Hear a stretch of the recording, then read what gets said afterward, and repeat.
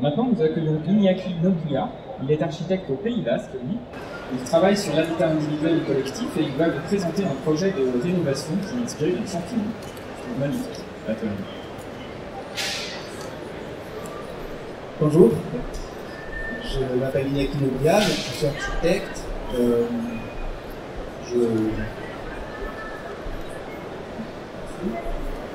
Je vais faire une explication un petit peu en trois parties. Rapidement, l'agence. Je vais rassembler 5 points qui m'intéressent plus particulièrement dans mon travail. Et après, je vais parler du projet.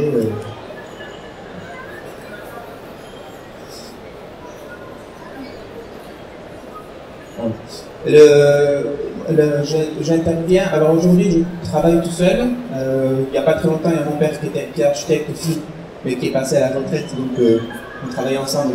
Voilà. Maintenant, je travaille tout seul et je pratique principalement pour la maison individuelle et l'habitat, que ce soit en rénovation ou en neuf.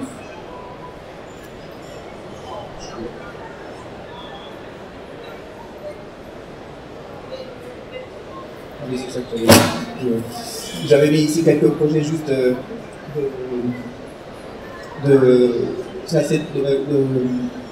logement, en fait, de l'aménagement intérieur, juste l'appartement, de la maison individuelle. Je fais un petit peu de collectif et parfois je fais d'autres types de bâtiments, là c'est un bâtiment agricole. Pour les 5 points, le premier c'est la hiérarchie. Ce que j'appelle la hiérarchie, c'est que à chaque fois que je me lance dans un projet, je me pose d'abord la question de son importance au niveau du programme, et dans la ville et la manière dont il va s'implanter. Plus il sera important, plus je vais faire en sorte à ce qu'il soit visible dans le paysage urbain et vice versa. Donc c'est quelque chose que j'étudie dans tous les cas. Le deuxième point, ça va être l'identité du paysage construit. Donc, surtout au Pays Basque, où il y a un paysage qui est très marqué, il y a toujours un parti pris à prendre dans une certaine variation de si l'architecture va être plus ou moins proche du paysage existant. Donc, il y a plusieurs possibilités différentes. Je ne me positionne jamais d'emblée de la même façon. En fait, ça va être toujours propre au lieu et au contexte. Et par rapport à ça, en fait, oui, bon, j'ai mis ce petit tableau, mais ça m'intéresse toujours d'aller vers autre chose, avec les avantages et les inconvénients qu'il y a à aller vers autre chose. Alors, des fois, c'est après, il y a un point qui m'intéresse beaucoup, c'est au niveau de la beauté. Quand je conçois,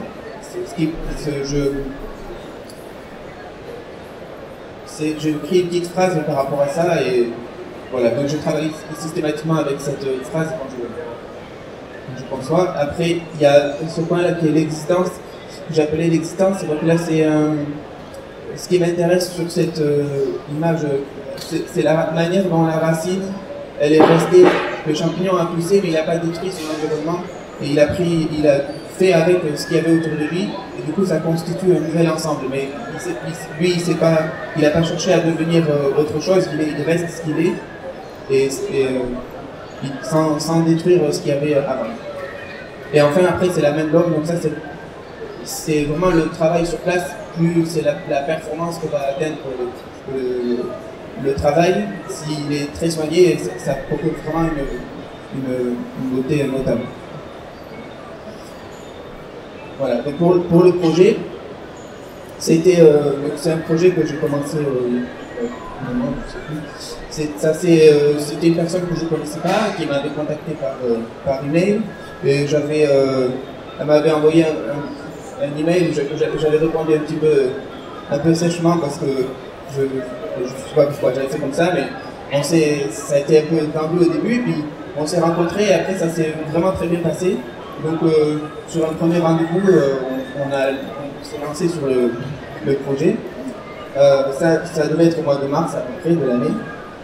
Et ensuite, quand elle a accepté qu'on travaille ensemble, du coup, j'ai fait toute une longue explication Sur l'architecture, alors on a fait plusieurs visites au Pays Basque de plein de sites différents où j'ai expliqué ce qui me plaisait, ce que je trouvais intéressant, ce que je trouvais qui allait pas, et pour qu'elles prennent conscience de l'architecture. En juin, j'ai pu lui présenter une première une idée du concept. En fait, je ne lui ai pas présenté le projet, c'était vraiment le concept et comment j'allais travailler dessus. Donc, et j'ai abouti, donc ça c'était un dessin du terrain, et j'ai abouti sur le nom de la maison. C'est Amalour, qui veut dire le dieu de la terre, un petit peu en basque, ça revient ensemble. Et c'est en novembre que je lui ai présenté la première esquisse du projet, qui lui a beaucoup plu. Donc elle m'a fait aucune remarque, si ce n'est que c'était trop grand. Donc j'ai repris après le projet pour le réduire, mais elle m'a toujours laissé complètement libre de le faire comme je le sentais. Voilà, ça c'est au niveau de l'extérieur. Alors là on est au Pays Basque, on était en milieu rural, donc il n'y avait pas grand chose du tout. Dans une pente assez forte. Donc c'est un projet qui est très ancré dans le terrain. Ensuite, on a passé, il y a eu tout un long moment de procédure administrative, donc on a posé le premier permis de construire qui a été refusé. Il a été refusé à cause des courbes de toiture. Voilà, je n'ai pas plus d'explications que ça. Donc du coup, j'ai refait le même projet sans les courbes.